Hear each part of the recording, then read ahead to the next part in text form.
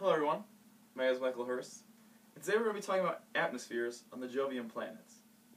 As we've noted so far in this course, Jovian planets are different from the terrestrial planets in terms of their chemical compositions and their mass in terms of density. So, without any further ado, let's dig into it. Starting off with the first planet is Jupiter. We know Jupiter from its many different shades of colors and its bands. But sometimes we overlook that, and sometimes we just don't dig enough deep into it to see what really consists of the chemical compositions of Jupiter and its atmospheres. So, starting off, here have Jupiter's chemical compositions, as we see, is mostly hydrogen, helium, methane, ammonia, and water.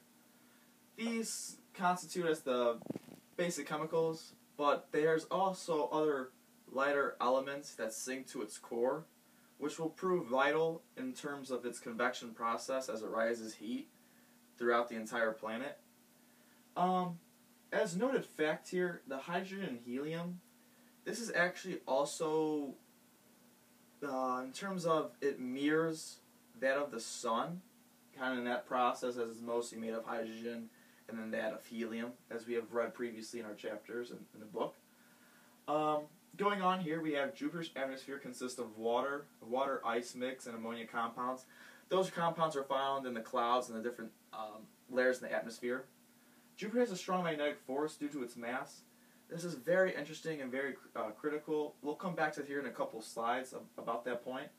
And then, due to its strong gravitational pull, gas molecules are changed into liquid hydrogen, and eventually the liquid metallic hydrogen. And what this point's trying to make is, as you'll see in the next year's slide, is its core and the different layers leading up to it, its atmosphere. As we can see here, I'll point out here, the liquid hydrogen core here makes off its first low crust. And as it goes deeper and deeper, we now have here the liquid metallic hydrogen. This is going to prove important in terms of its magnetic force, and that's going to play a role in its auroras and its thunderstorms. And down here at the very bottom, at the center, is the heavy elements that here consist of irons and different things of that nature. So we'll go back here, the atmosphere of Jupiter. It's really broken down into 3 atmospheres, noticeably, that we can see. The troposphere here, clouds are made of ammonia hydrosulfide, and water. This is really the mixture of the different elements and the different pressures. So as soon as its core leading up to its first atmosphere, there is technically no surface as there are on the terrestrial planets. So basically those blend into it, so they're the troposphere, and that kind of mixes into there. There we have the stratosphere, the thermosphere, and exosphere. Going back here, as I'll mention here in the next slide also, the convection zone here plays a major process in terms of the heat rising from its core, which is very hot, that's where it gets most of its heat, and then cools, and then heat from the sun hits it again. So all this plays an effect in the other upper atmospheres of Jupiter itself. Also noted here on Jupiter, we have winds that keep the bands and zones separated. So basically, this in terms cannot have a homogeneous atmosphere, as the winds can exceed up to 200 miles per hour. I talked about here the actual convection zone with its core. And then, as a noted tidbit here, zones, gases rise, and they move out to the west. I'll show you in a diagram that I have. And then belts and sink, the cool air moves out to the east. Here, the weather patterns are noted here, the convection process. The technical term for this is the Coriolis effect, which I noted the convection zone rising, the zones going out to the east, and then the bands going to the west, or that was vice versa, my apologies. So we have there that's the Coriolis effect. As I mentioned, there's the 200-mile-an-hour winds, blow east to west, west to east, in opposite directions. And also, one of its great characteristics here is the actual great red spot. This red spot is noted as one band's going in opposite directions, one going east, one going west, and that vortice is formed, and it takes multiple days to actually complete one cycle, and is the size of multiple Earths. And then lastly here, as I mentioned earlier, the liquid metallic core plays a significant role in thunderstorms and the aurora of the North and South Pole. Here I have the great red spot. As you can see, it's going around in its way. And over here we have the the lights, as you can see, from infrared telescopes. And here I have a great little, whoops, let me go back. This is great in seeing how the bands move across Jupiter's surface.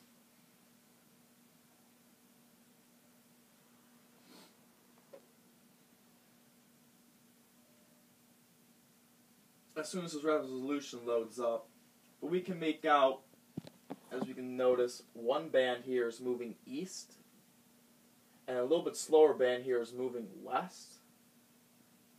And then notice here, I'll say below the equator here, we have this spot down here as this temperature, as this bands are moving west here, and this band here is moving east. As you can see, the vortices being formed. As here the resolution comes up fully, it's a great picture of the different bands and zones moving in their each respective directions. Oops. Moving on, we have Saturn.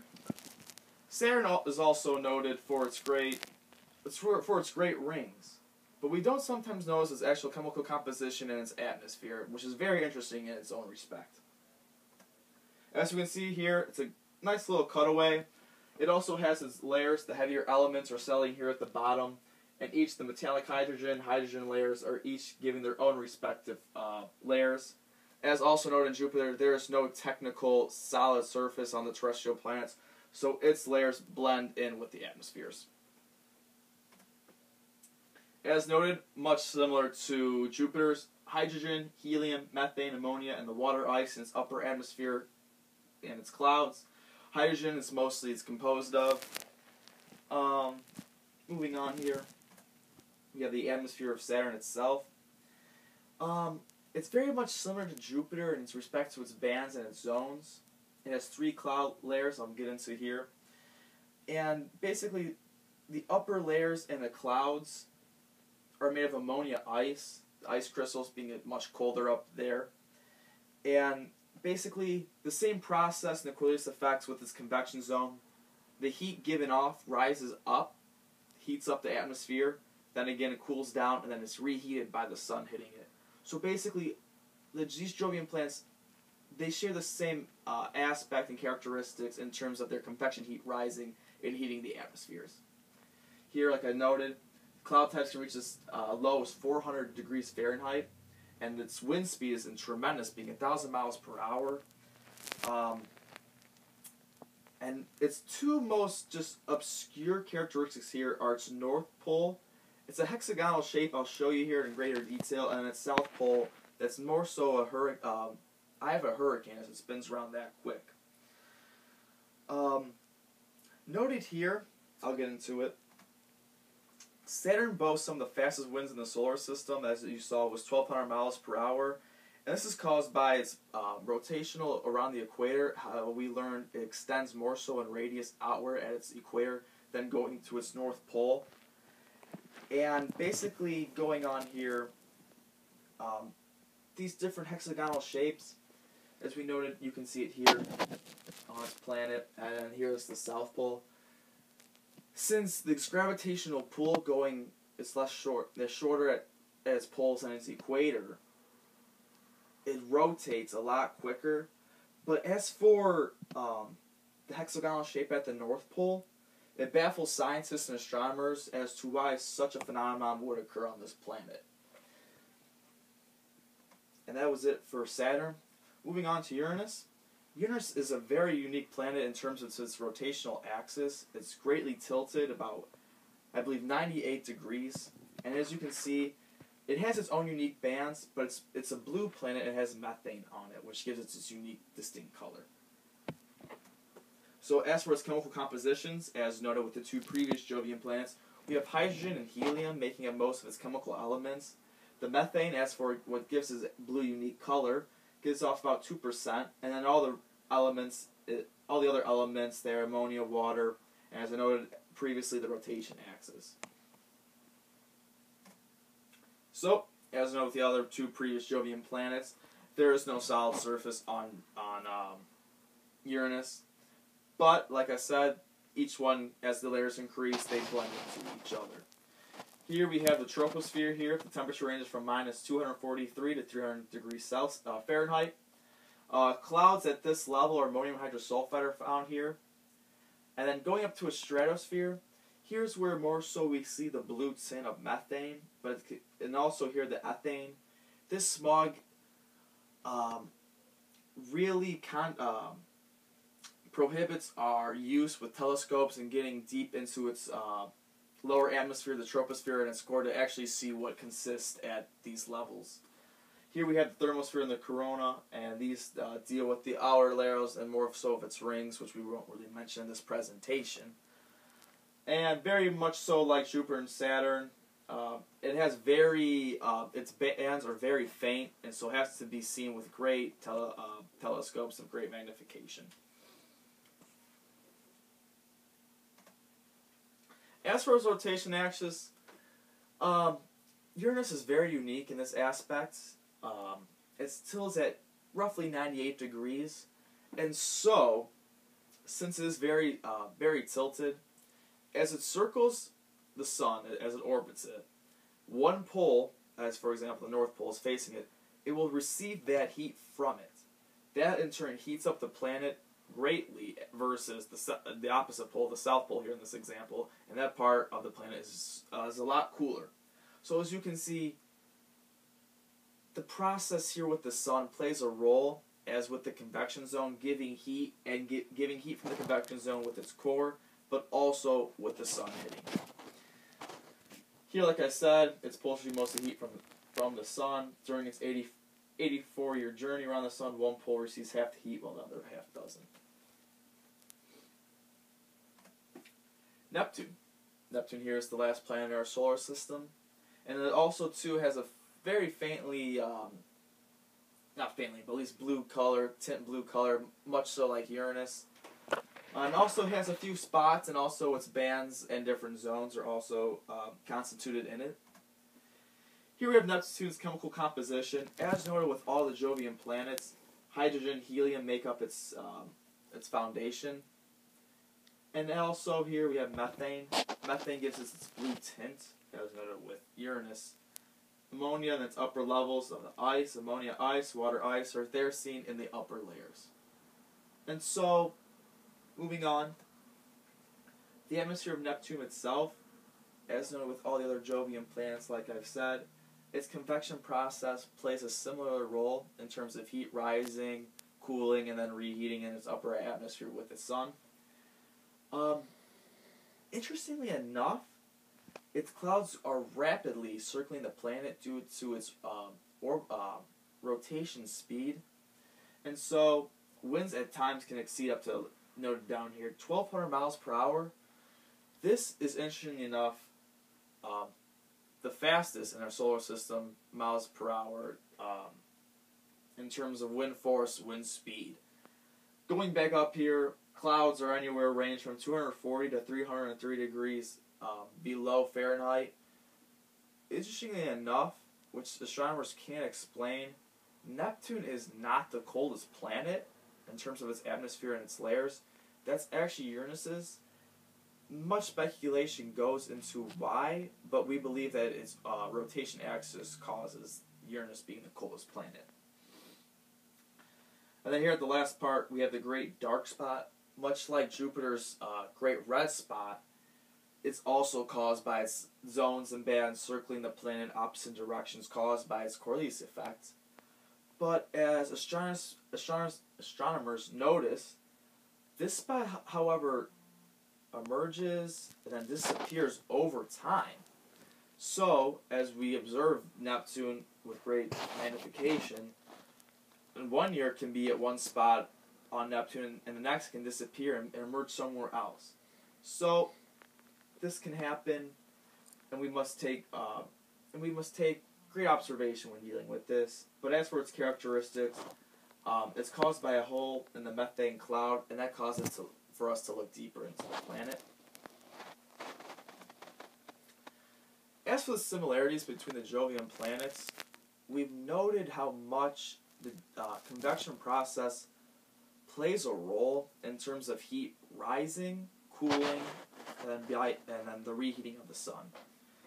Since we all know the sun and the Jovian planets and their distance are so greatly, this convection process is paramount. So, in terms of the pressure and everything like that, is vital for these atmospheres of the respective Jovian planets to receive heat from its core.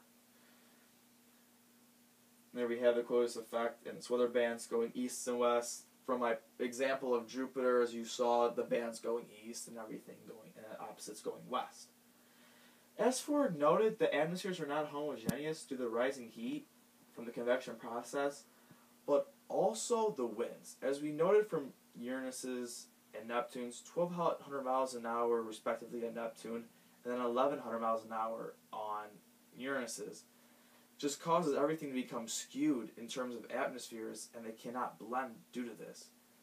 But also, let alone here, talking about the winds there, but let alone with the heat rising, the temperature and the pressure in each zone causes this, as noted, with each layer. I'll say, for example, the top layer being ice is a prime example of the pressure at each different level, causing that.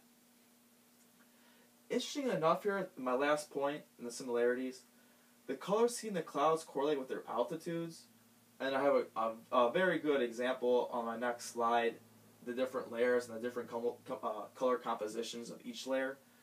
The lowest level being blue, followed by brown and white. So when we look at, I'll say, taking Jupiter for example, its band layer, and we see the white and we see the dark browns and I'll say the reds, we know here with red, it's at the highest atmospherical level, and then at the bottoms we know it's the blues, and then going up it's whites. So it's very interesting, and these share similar characteristics on all Jovian planets. And moving on, here I have my slide in respect to the different chemical compositions, but also the colors. I know here it's a little bit tough to see. I'm going off my laptop right now to give you a good examples of these, at least to show you the indications between the colors. Here we have Neptune, but going back here, the altitude above cloud tops in kilometers. Here we have 0, going up 100, 200, decreasing 100, decreasing 200. And here we have the temperature here at the bottom. So we know Neptune, being one of the coldest planets in our solar system, here it's at negative 200 degrees Celsius. As we increase here going down, we know it's methane, which gives us its blue tint, is located roughly around, I'll say, negative 200 degrees Celsius. And then its altitude at its cloud top is around negative 50 kilometers. So there we have the blue methane clouds forming around there. Going on to Uranus's, it's also a little similar to Neptune's. Here we have, I'll say, roughly right around 100 or so temperature degrees Celsius, roughly about 50, 60, 65 kilometers below cloud tops. Moving on, we have Saturn. And I know it's a little hard to see. I'll tell you each one here. Here's the white clouds. This one, the first one right here is the white clouds. As we can see, its temperature, you get a good one here, roughly right around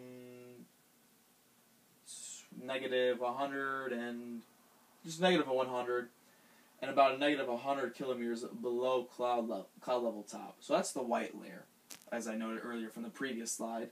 And then here, going down, is the red brownish tinted one, the ammonium hydrosulfide, and then here's the water all the way at the bottom.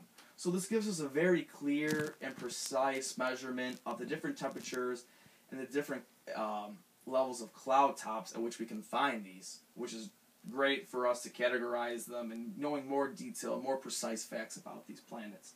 Lastly, here we have Jupiter. Like I said, here's the ammonia for this one, right around, maybe a little bit below 0, around 0. White, the red brownish, and then here's the water. Then also here, note I know it's hard to make out, stratosphere and then the troposphere. So there's the two different atmospheres themselves. Great, this was a great diagram I found. This really gives you a precise and accurate, just portray of each atmosphere in each respective planet. So, weather patterns from Earth.